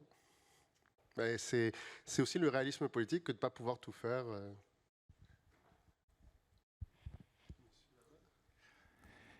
Hervé Blanc, de la société Cherki. Rebonjour Mounir, c'est toujours un plaisir d'assister à vos interventions et merci pour vos éclairages. J'ai une question que j'ai promptée sur Mistral et sur OpenAI, sur vos recommandations. Hein. Je ne trouve pas la réponse souveraine. Néanmoins, d'après vous, quels sont les défis techniques à relever pour la création d'un écosystème d'IA souverain? Tu as 10 minutes. Non, mais la question, c'est qu'est-ce que c'est un écosystème IA souverain? Un écosystème IA souverain, c'est un écosystème où on est capable d'utiliser de l'IA pour transformer l'économie, notre pays. Et il y a un usage qu'on n'a pas beaucoup abordé et qui est très important et qu'on partage, qui est pour nous protéger militairement. Un des grands dangers de l'IA aujourd'hui, c'est qu'on se fait attaquer par l'IA en cyber, on se fait attaquer par l'IA sur des drones intelligents, et on va se faire attaquer par l'IA aujourd'hui en fonction de la capacité de certains pays à analyser des masses de données comme jamais. C'est-à-dire que là, aujourd'hui, et la France est très bonne, et l'Europe est très bonne, et les Américains aussi, mais les Russes sont aussi excellents, et les Chinois sont formidables. Donc, tout le monde est très bon. Si on ralentit un tout petit peu, on devient obsolète. Donc, il faut qu'on continue aussi militairement à avoir une maîtrise de l'IA qui nous permet une capacité d'action renouvelée, alternative. Et ça nécessite de changer aussi un peu les usages de l'innovation militaire. C'est vrai qu'on a créé une agence de l'IA militaire qu'on a sortie de la direction générale de l'armement. La direction générale de l'armement, elle a des cycles de 30 ans. C'est ça, mais elle investit aujourd'hui les milliards qui nous permettent d'avoir des avions de chasse de dernier niveau dans 30 ans avec un nouveau sous-marin, des cycles d'équipement militaire à très long terme. Ça a fait que la France elle avait raté une techno qui était les drones civils utilisés en phase de guerre. Les Ukrainiens ont fait ça en un an. La France, pendant 6 ans, n'a rien fait parce que c'était pas dans le cycle. On avait lancé plein de projets, plein, mais qui avaient des dates de delivery sur 10 ans, sur 15 ans, et donc on ne les a pas vus. Grâce à la nouvelle agence qui a été faite, il y a plusieurs programmes drones civils utilisés militairement où la France se met à produire des POC militaires très régulièrement. Ça, c'était pour la partie militaire.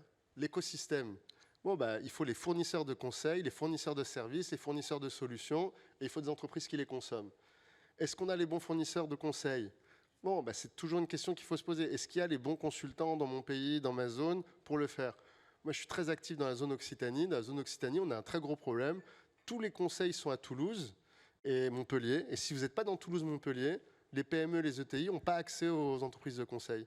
C'est-à-dire que vous êtes une très grosse ETI à Alès, c'est dur de trouver un prestataire de très haut niveau sur l'IA et sur la cybersécurité. J'en connais un, ils sont 20 et ils sont déjà saturés, c'est-à-dire qu'ils ne peuvent pas prendre plus. Et donc, il y a des territoires de France où en fait, il n'y a pas l'offre de conseil délocalisée. Et quand vous êtes une ETI de 500, enfin une ETI de 200, on va dire, c'est dur de faire descendre Orange Cybersécurité de Paris, c'est dur de faire remonter quelqu'un de Montpellier à 2h30 de voiture. Donc, on se retrouve dans des endroits où on a des boîtes très rentables, très belles, qui ont besoin d'être accompagnées, qui n'ont pas le prestataire. Donc ça, il y a un diagnostic de est-ce que j'ai bien les bons prestataires. Fournisseurs de solutions, est-ce que j'ai bien des solutions qui nous conviennent? C'est-à-dire, si je veux être 100% souverain, est-ce que j'ai bien des solutions souveraines disponibles dans mon catalogue national? Est-ce que j'ai des solutions non souveraines, mais quand même très utiles parce qu'elles sont pas chères et qu'elles me permettent de faire du massif et je peux les utiliser de temps en temps? Est-ce que j'ai ensuite l'accès au hardware et l'accès aux équipements? Ça aussi, c'est une question qu'on peut poser. Tout à l'heure, des puces, mais c'est pareil pour certains serveurs et certains éléments. Donc l'écosystème, il faut attirer les bonnes personnes. Si on veut aller vers la maîtrise et l'expertise, c'est aussi un vœu que vous pourriez avoir, mais aujourd'hui, Monaco fait sa recherche avec la France, donc c'est un vœu qu'on doit avoir en commun. Il ne faut pas oublier la brique recherche. Il nous faut des PhD qui travaillent sur ces sujets-là et qui produisent de l'intelligence régulière sur ces sujets-là. Et il faut que ces gens-là, on les utilise régulièrement dans nos écosystèmes économiques en les recrutant, en les payant. On a un très gros problème avec les PhD français qui font de l'IA, c'est que les doctorants d'IA français, c'est qu'ils sont recrutés très cher et ils partent très vite, très loin. Mais sinon, on leur payait des tests CIFRE, ils seraient contents de rester. Test CIFRE, c'est 3 500 € par mois. Et vous permettez à un chercheur de rester en France, de rester à Monaco et de produire de l'intelligence et d'avoir une vraie vie. Mais un chercheur en IA qui est payé par son université 1 900 € par mois, il ne faut pas s'étonner que dès la 3e année de recherche, il accepte le premier salaire qui lui est donné ailleurs. Voilà. Oui, bonjour Isabelle Galli, j'étais là en 2017. Je suis vice-présidente de Cluster IA, c'est une association qui regroupe une centaine d'entreprises dans l'IA azuréenne. Et j'ai animé pendant 2 ans la Maison de l'intelligence artificielle, qui est une initiative du département des Alpes-Maritimes pour acculturer l'ensemble de la population azuréenne. Et lors de cette mission, je me suis aperçue d'une chose, c'est qu'il n'y a pas que l'État qui est lent, les entreprises le sont aussi, et qu'il y a de nombreux freins dans les organisations. Alors, il y a des freins que l'on connaît assez bien, comme les DSI qui sont plus axés cybersécurité et qui ont le sentiment que dès qu'on va introduire de l'IA, on va introduire du danger. Les DPO qui pensent que même une table a des données personnelles. Et enfin, le data scientist, c'est contre-intuitif, mais le data scientist qui pense que l'IA va salir leurs données, puisque c'est des cleaners de données. Et donc, on a ces 3 acteurs qui sont des acteurs essentiels dans nos organisations pour passer à l'IA, qui freinent un peu. Et j'ai constitué un 4e point, et c'est celui-là que j'aimerais savoir un peu ton opinion, c'est le manque de culture de l'innovation dans les PME et dans les TPE. Pourquoi? Parce que un système d'IA, souvent commence par un POC, nécessite un entraînement.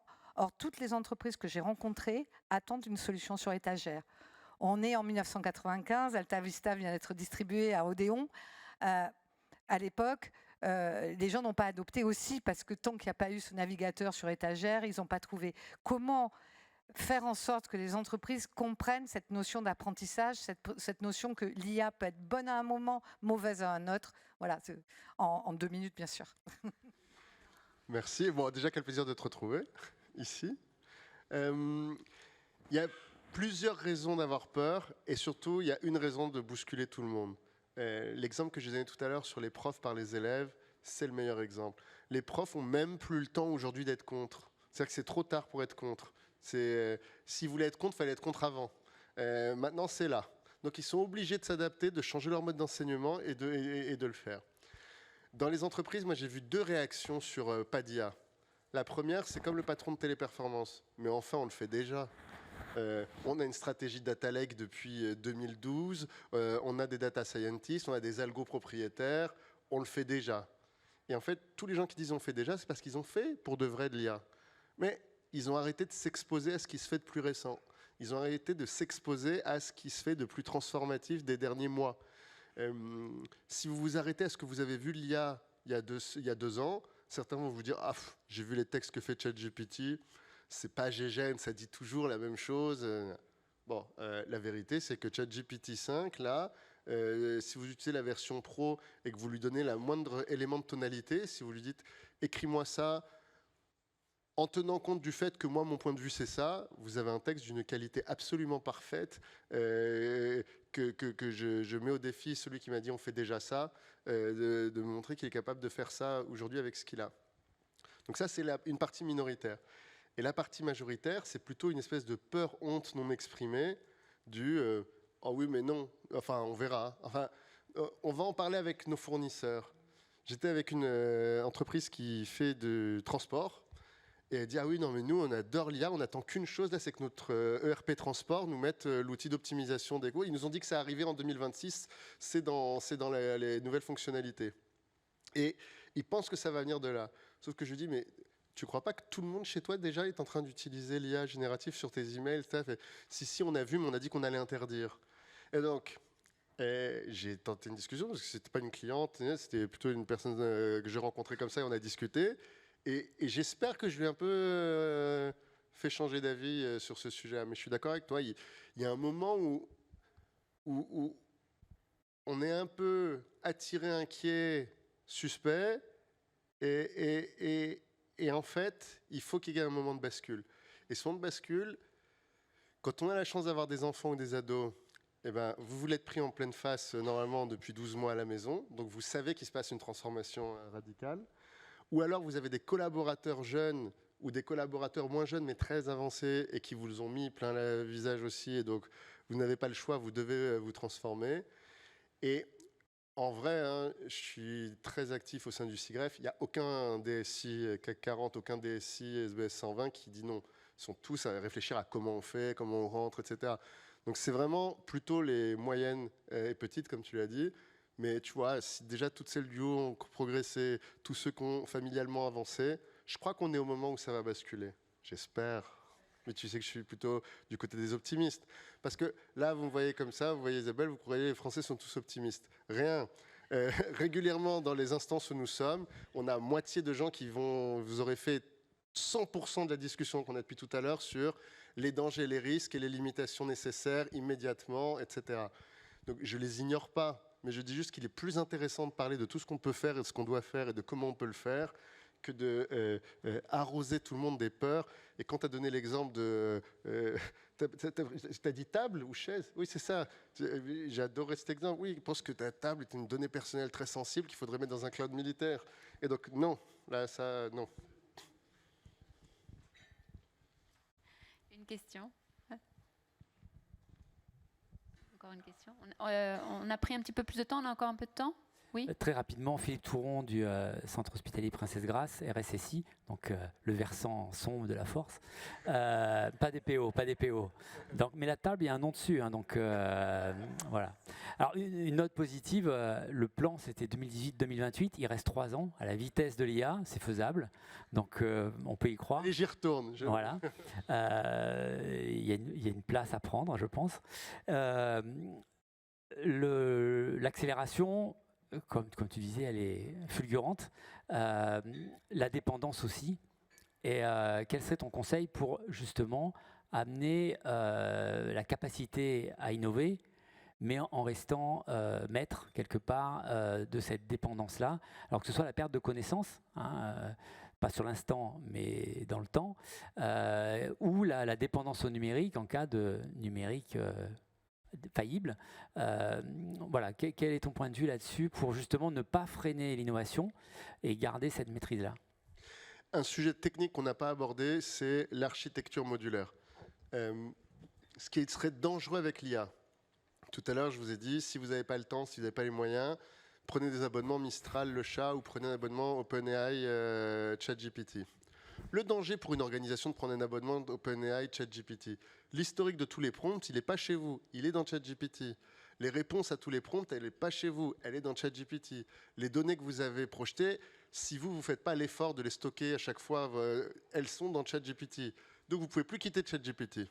Et le jour où les États-Unis disent on ferme ChatGPT, vous avez l'air pas mal. Hein. Et qu'est-ce que ça veut dire une architecture modulaire? Ça veut dire que si j'ai réfléchi à une IA professionnelle adaptée à mon entreprise, c'est dans mes outils à moi que je fais mes prompts, c'est dans mes outils à moi que j'injecte la donnée, c'est mon outil qui va lancer dans l'API à ChatGPT ou à Mistral le prompt, qui va récupérer la réponse et qui va me l'envoyer dans mes propres systèmes. Et le jour où j'ai plus envie d'utiliser ChatGPT, je change le modèle et on travaille avec un autre modèle. Mais tout ce qu'on a travaillé, l'historisation de tous nos prompts, elle est chez nous. Et ça peut s'appliquer.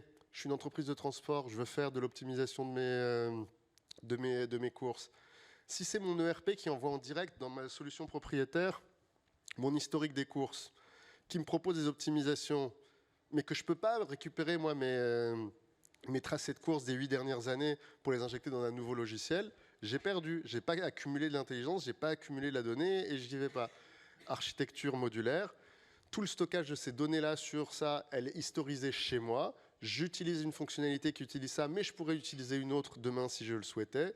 Et ça, c'est vraiment le sujet de sortir des prisons dorées. Et on a un règlement européen qui arrive là, qui est l'aboutissement d'une négociation que j'ai lancée en 2017 et qui va vraiment mettre en place le Blue Button, qui est l'obligation pour tous les fournisseurs de cloud et solutions SaaS de protocole de compatibilité des données sur appui d'un seul bouton. C'est-à-dire que ce n'est pas juste oui, c'est compatible, c'est il faut que par secteur, pour chacun des types de logiciels et pour chacun des types de cloud, je puisse facilement récupérer l'intégralité de ce que j'ai collecté, que je puisse le réutiliser avec mon concurrent.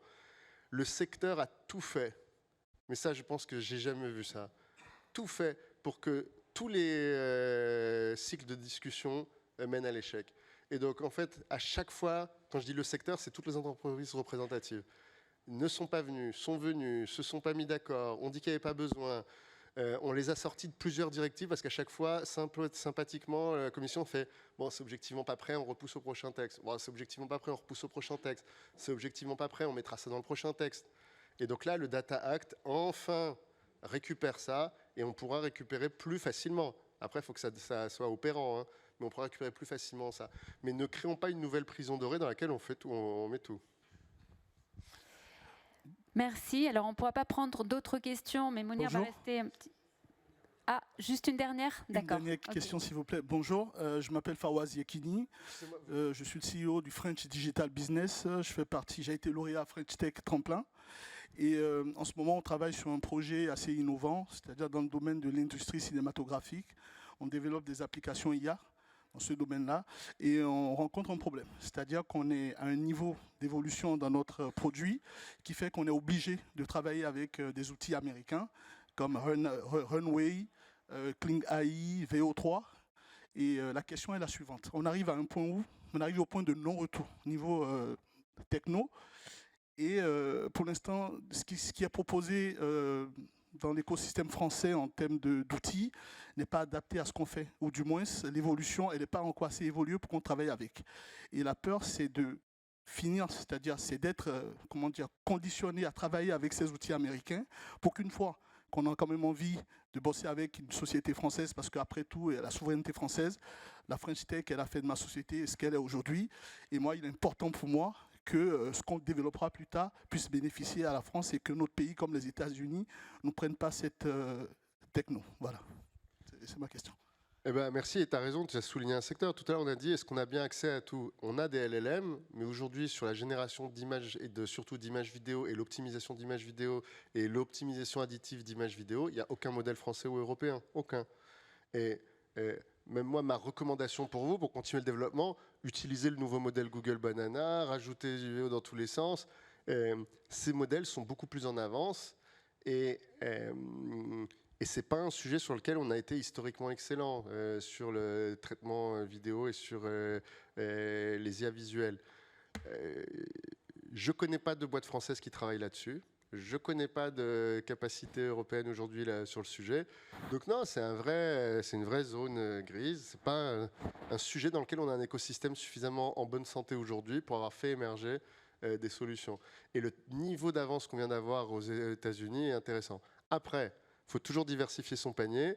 Si vous voyez les derniers modèles vidéo chinois, c'est incroyable. Là, il y a un nouveau modèle qui est sorti la semaine dernière qui permet des choses... moi, ça m'a autant impressionné que Banana le mois précédent. Et c'est là où c'est formidable ce qu'on est en train de vivre en ce moment. Là, je vous parle de Banana comme si tout le monde connaissait. C'est le modèle sorti par Google il y a un mois. Le modèle chinois, il est sorti la semaine dernière. Je pense que d'ici 2 semaines, il y a un nouveau modèle qui va sortir quelque part, qui va remettre à plat les cartes de la qualité de ce qui est produit en vidéo. Et j'espère que d'ici là, il y aura un modèle français-européen qui va émerger, ou d'ailleurs. Mais il faut réussir à avoir un panier de modèles qui te laisse libre. Et surtout, je reviens à mon sujet d'architecture modulaire, que jamais ton architecture soit basée sur leur modèle, mais qu'elle les utilise de façon... Mais c'est ce que tu as raconté, donc c'est un conseil que je donne, mais c'est toi aussi qui l'as donné ce conseil. C'est que tu les utilises tous quand tu en as besoin, mais que ton architecture à toi, elle est à toi, et j'espère elle est hébergée en France et elle est structurée en France. Merci. Merci à toi. Merci. Alors, en conclusion, d'après ce que tu as vu ou entendu aujourd'hui à Monaco, parce que c'était ta première venue ici, quel est ton sentiment aujourd'hui du niveau de maturité de la principauté dans ces domaines-là? Et est-ce que tu aurais des conseils ou des recommandations à donner? Écoutez, moi, j'ai depuis ce matin parlé que de ces sujets avec plus d'une centaine de personnes. Donc, est-ce que j'ai l'impression que l'écosystème est prêt? Oui. Est-ce qu'il y a des offreurs? J'ai passé la matinée en bas, il n'y avait que des offreurs. Donc, il y a du conseil à Monaco, il y a des offreurs de solutions. Il y a quand même des offreurs français pas trop mal, en partenariat avec des offreurs monégasques. Il y a beaucoup d'offreurs étrangers qui sont aussi présents, hein, dans des structurations internationales et avec des partenariats locaux. Ensuite, sur la prise de conscience publique, après c'est le biais de discussion. Je n'ai discuté qu'avec des gens très intéressés par le sujet, donc j'ai vu que des administrations très engagées sur ces sujets-là. Et sur les entrepreneurs que j'ai pu rencontrer, j'ai vu que des entrepreneurs qui ont des projets de transformation. Donc oui, si tu me dis comment je trouve la maturité monégasque, j'ai l'impression que vous avez tout pour le faire. Maintenant, si on revient à, si on vous compare à la France, je pense que vous avez plus de chances que nous d'aller plus vite. Parce que votre taille est un atout. Vous avez un nombre de diplômés, de gens compétents sur le sujet plus élevé au mètre carré qu'en France. Vous avez moins de mètres carrés, mais vous avez beaucoup de monde. Donc, vous avez tout pour que ça puisse se passer bien. Donc, il faut que ça se passe maintenant. Et pour ça, c'est un peu ce qu'Isabelle disait, il faut des projets, il faut de la volonté, il faut que tout le monde ait envie d'avancer sur ces sujets-là. Alors, pourquoi pas de la coordination nationale? Pourquoi pas des moteurs? Pourquoi pas se dire, on se donne des objectifs? Pourquoi pas... Mais le but, à la fin des fins, ce qu'on veut, c'est des boîtes et des citoyens qui disent on veut faire un projet, on veut faire un projet, on veut faire un projet. Merci. Merci beaucoup. Merci à toi, merci à tous.